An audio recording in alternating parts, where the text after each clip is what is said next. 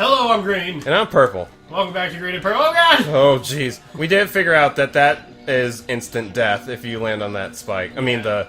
There's no wiggle room with this one.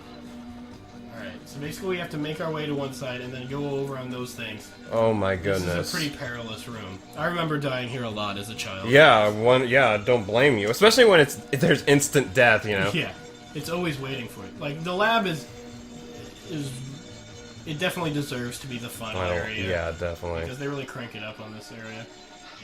It's one of those things where you're like, oh, it's a kid's game. It's like, yeah, but a kid game can still be pretty challenging. Yeah, Mario... Especially, like, modern, or kids games that aren't modern. Right.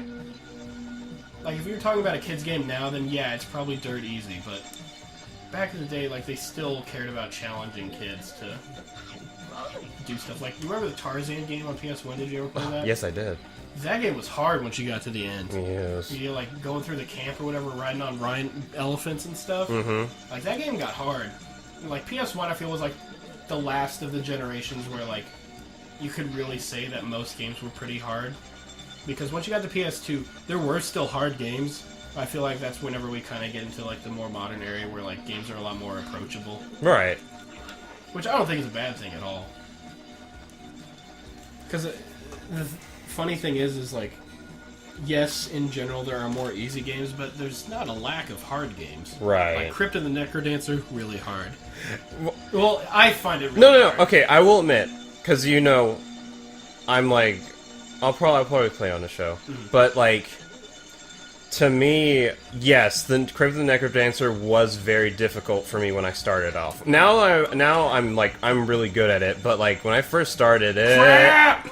When I I first, bet I have to hit those switches again. when I first started it, it was really difficult, and I had the hardest time getting through Arya's playthrough. Which, if you don't know, Arya is the third and final like story section, because the story is split into 3 parts: Cadence, Melody, and Arya. And hers is the hardest, just because the rules with her are you can't miss a beat or you'll instantly die. You only have 1 heart, so like if anything hits you, you die. If you you miss a beat, you get hit, you instantly die, and you can only use the dagger, which is basically the weakest weapon in the game. Yeah. So it's really difficult, and the final boss is no joke. Yeah, I feel like really the hardest games now are usually from the indie space. Yeah. Which makes sense, because if you have a game developer that's trying to make a giant multi-million-dollar game, they want as many people as possible to be able to play it without too much difficulty. Right. But, like, the indie space now, I feel, is kind of like...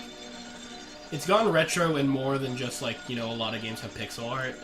But it's gone retro in the fact that, like, a lot of the games are, you know, more challenging, like most retro games. Will you stop, Scooby? Please? Oh, God. You got this. And also, it's just, like... They're embracing kind of the retro, like, idea of game design, where it's like, it might not be the most technically advanced, but it's all based around, like, having a good idea. Yeah. And, like, building on it. I think of it as, like, if you want to see innovation in, like, a technical sense, like, you know, the most advanced graphics and, you know, new game, like, completely new technology, yes, then you want to look at, like, the AAA games, because, you know, Uncharted 4 just came out, and it looks amazing, you know. It's one of the most lifelike looking games ever.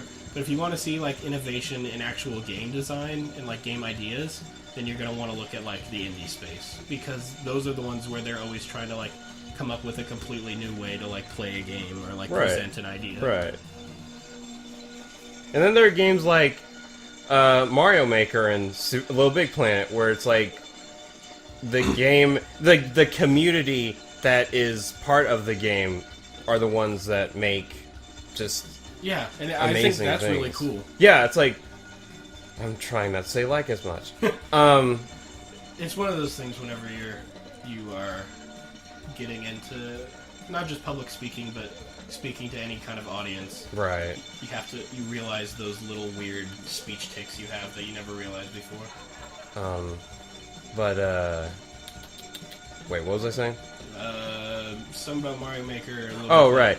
Because, you know, there are some people that, on Little Big Planet and on Super Mario Maker, that have just made amazing levels and creations and ideas and concepts. Oh, God. Jesus, that was close. God!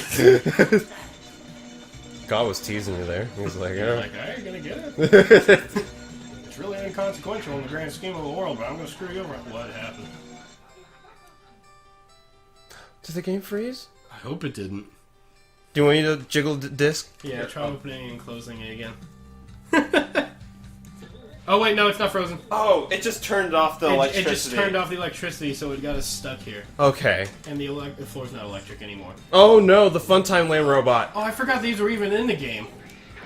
Yeah, and you have to use the 2 different attacks on them. I love the Funtime Land Robot. It's one of my favorite. It's one of the few episodes of Scooby-Doo that's like legitimately creepy. Yeah. Just because he'll like just run by in the background of the episode, and you're like, ooh. Don't like that. But yeah, I think because I've played. You and me have both played Little Big Planet 1 and 2 and 3 a lot, and Vita. But neither you or me have played Mario Maker. But I still think it's just like cool to see how they'll take the tools that were clearly meant to do one thing and then just use them for something completely different. Yeah, definitely. Like, that's always when you get the coolest levels, is whenever they just, like, you play it and you're like, wow, that was really clever of them, like, using it in this way. Or you're just impressed that they were able to do something, because there have been levels on Little Big Planet that, like, they just do things... What's up? No, I think I had the mic positioned wrong the entire time. It's alright. It'll be fine. Okay. Oh, what did I do? You I answered. think I went backwards. They have made levels that I'm like, wow, I'm really impressed that they were able to make something like this on Little Big Planet. Yeah. Like, it feels like its own, like, game. It feels like its own indie game, really. It's just... I probably sound a lot louder now. Because basically I had it set up where the mic captured audio in front of it and behind it. Yeah? And I had it set up where the sides were to both of us. Oh. But I can still see us on it, so I'll just have to boost the audio a little bit. You get a little behind the scenes of me going, oh god, I've screwed up. Oh no, I did screw up. Did you? Fine. Okay. I actually have a story I want to tell.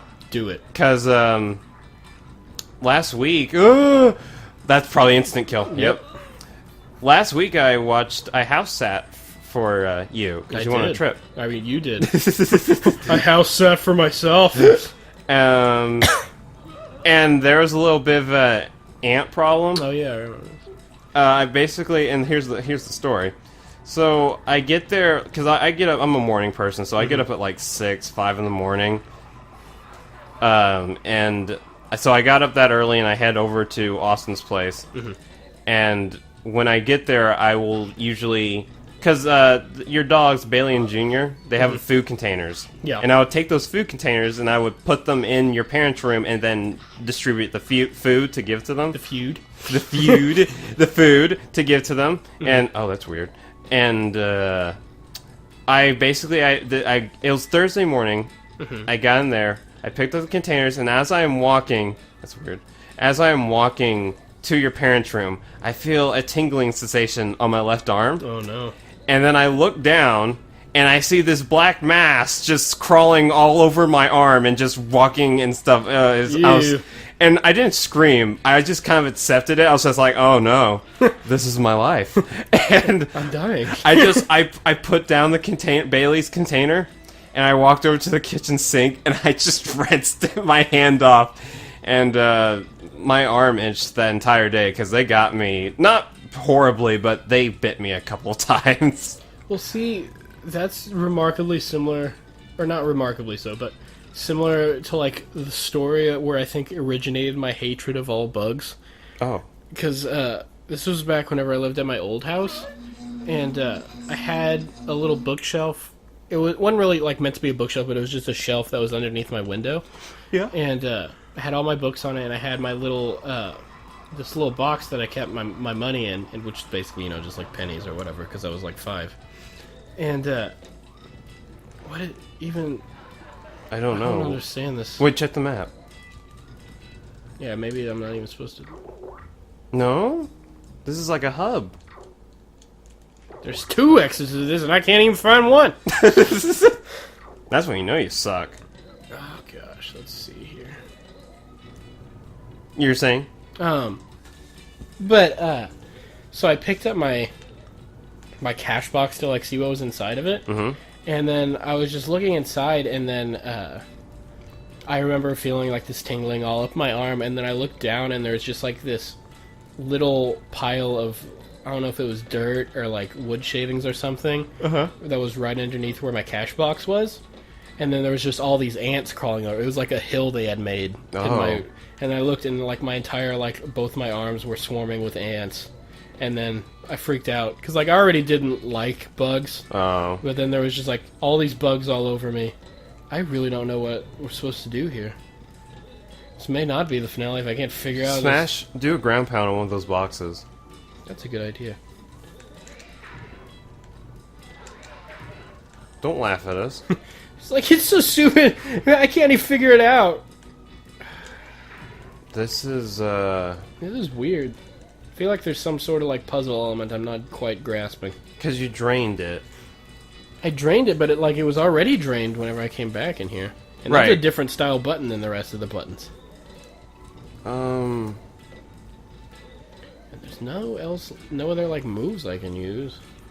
I can shoot soap bubbles, but here, you want to hold off the finale for one more episode? Yep, I'm not surprised. I'll look this up. We'll see if we can figure out what we're doing here. When we come back, we'll figure it out. Bye, everybody.